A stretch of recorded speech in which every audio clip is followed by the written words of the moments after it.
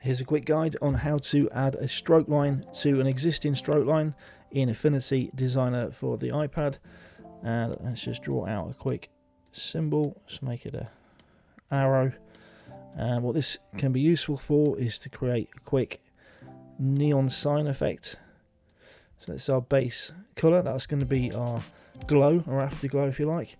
So I'm going to come down to this appearance tab and I'm going to hit the left hand side plus button. The left hand side is stroke and the right hand side is fill. So let's go for stroke and then into the colour palette let's choose a lighter shade of pink, and then we're going to just scroll up on the stroke there.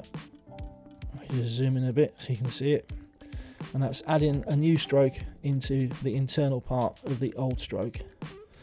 And if I just deselect, it'll always for some reason show the path. I can't seem to get rid of that unless you zoom in, and as soon as you let go it pops back in. But I have exported that and it doesn't. I've exported it as a JPEG and it doesn't show up. You just get the finished product.